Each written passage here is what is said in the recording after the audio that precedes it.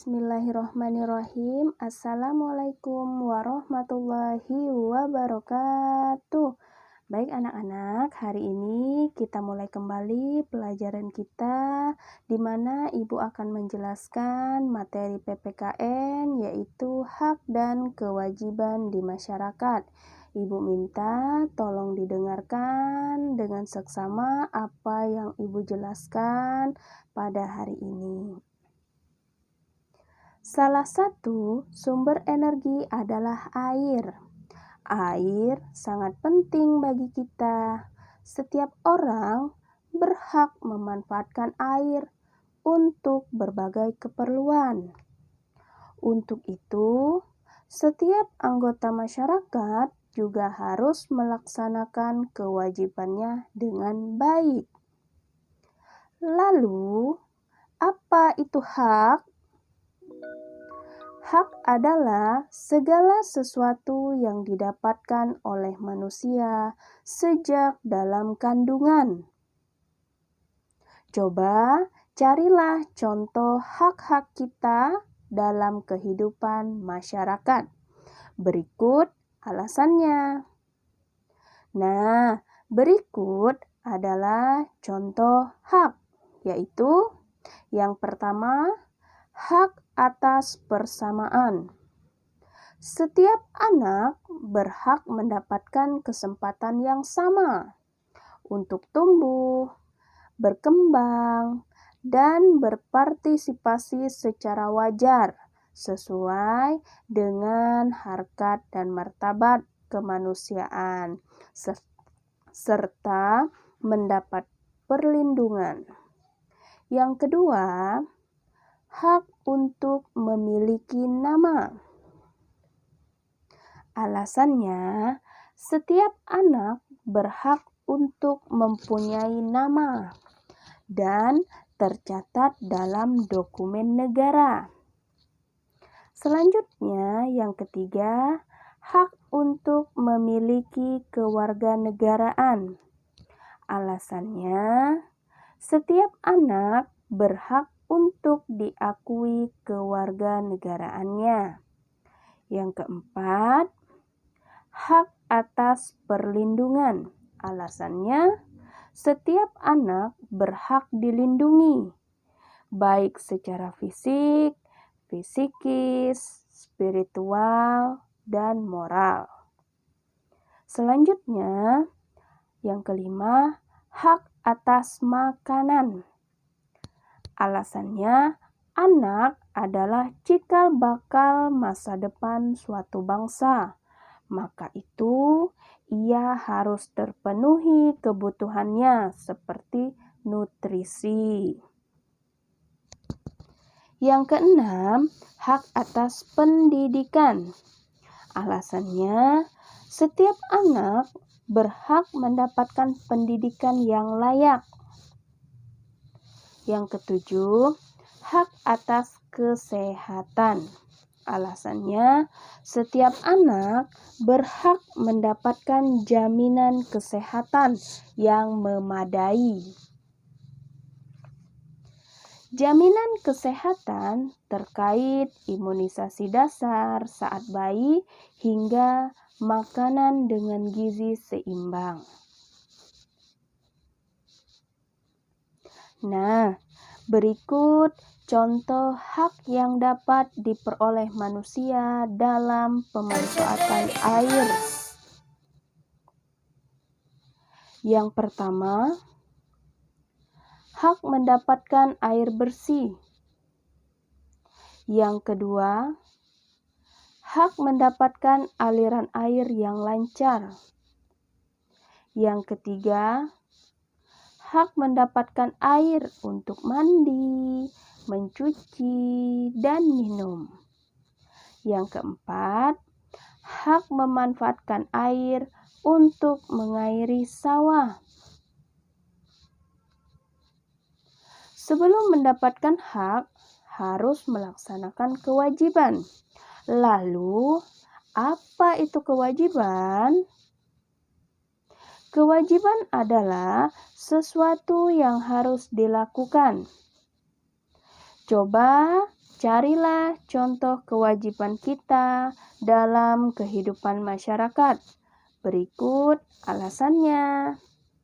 Contohnya yaitu yang pertama, kewajiban menaati segala peraturan di lingkungan masyarakat.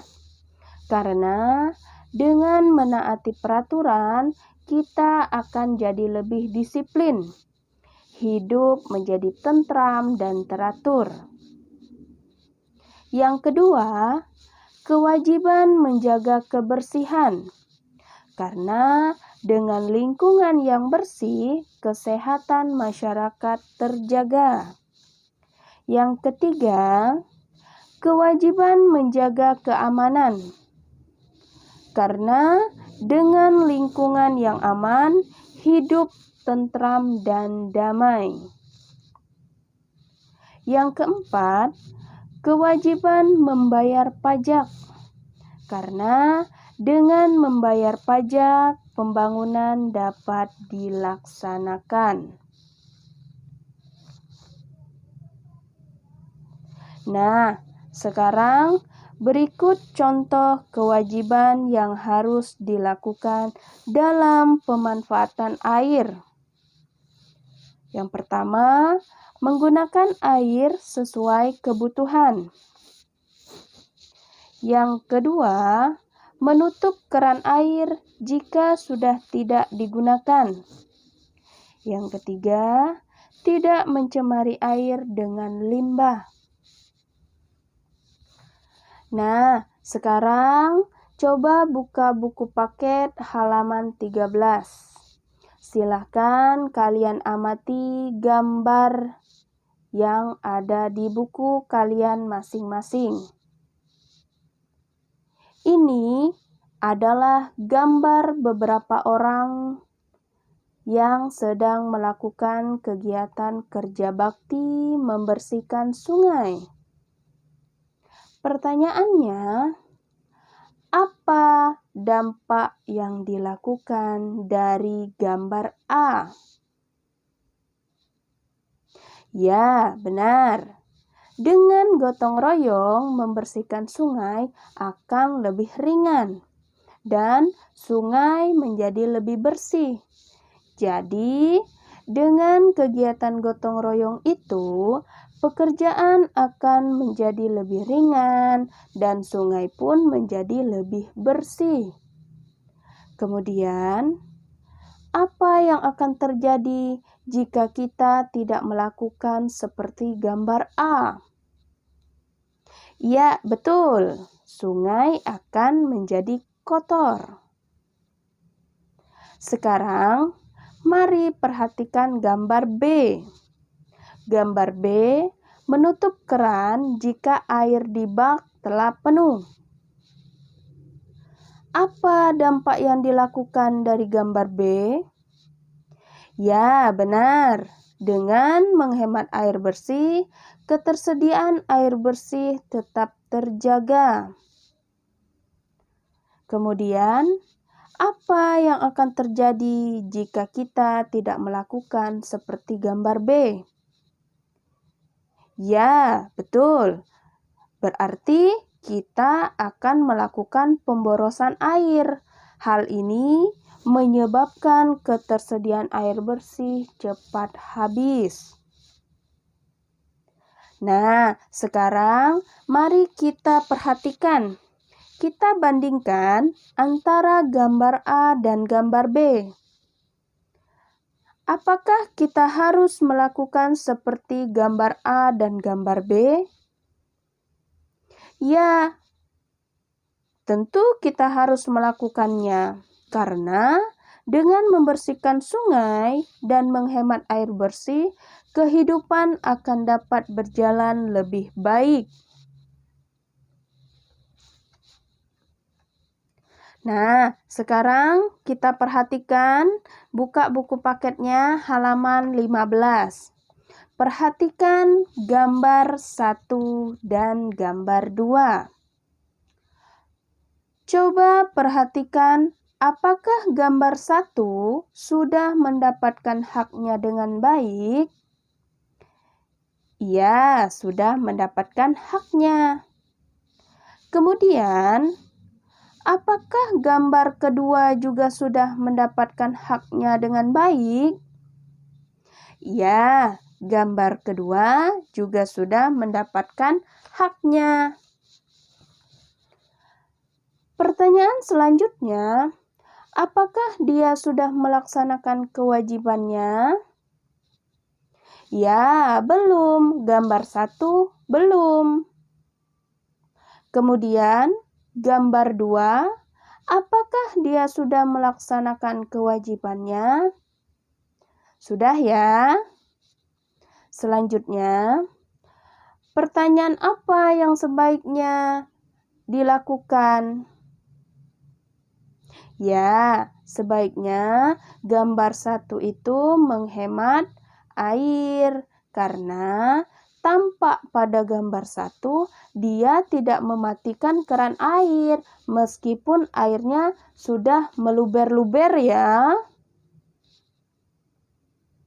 Bagaimana dengan gambar 2? Apa yang sebaiknya dia lakukan?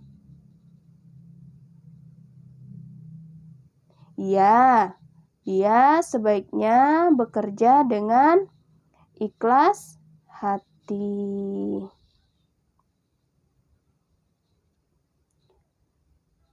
Nah, selanjutnya mari kita pelajari pentingnya melaksanakan hak dan kewajiban dengan seimbang. Pada pelajaran sebelumnya, kamu telah mengetahui pemanfaatan air untuk membangkitkan listrik.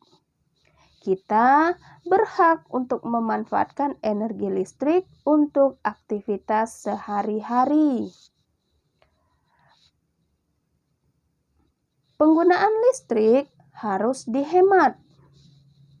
Sebagai contoh, tidak menyalakan lampu saat tidur, mematikan televisi jika sudah tidak ditonton. Gunakan lampu dan peralatan rumah tangga atau kantor hanya yang bersifat hemat energi. Sekarang di toko-toko itu sudah banyak dijual ya lampu yang hemat energi serta peralatan rumah tangga yang hemat energi pula. Nah, semakin banyak kita menggunakan listrik, tentu biaya listrik akan meningkat. Hak dan kewajiban harus dilaksanakan secara seimbang. Walaupun kita mempunyai hak menggunakan energi listrik, namun kita juga harus bertanggung jawab dalam menggunakannya. Kita harus bijak dalam menggunakan pemakaian listrik. Nah, coba buka buku paketnya halaman 29 sampai 30. Di situ ada gambar. Coba perhatikan gambarnya. Nah, di situ ada gambar 1 menunjukkan orang yang sedang tidur. Namun, TV tetap menyala. Gambar 2 menunjukkan satu keluarga sedang menonton TV bersama. Pertanyaannya, apakah dia sudah mendapatkan haknya dengan baik? Tentu sudah. Untuk gambar yang kedua, tentu juga sudah. Pertanyaan selanjutnya, apakah dia sudah melaksanakan kewajibannya? Gambar 1 belum. Gambar kedua sudah.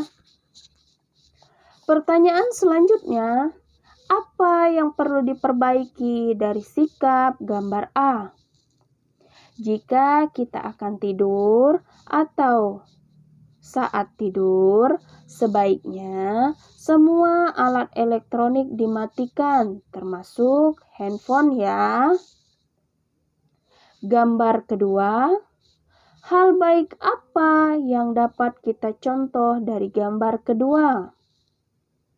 Menonton TV dapat menambah pengetahuan sebagai hiburan dan kedekatan antar anggota keluarga. Menonton TV bersama itu lebih hemat loh.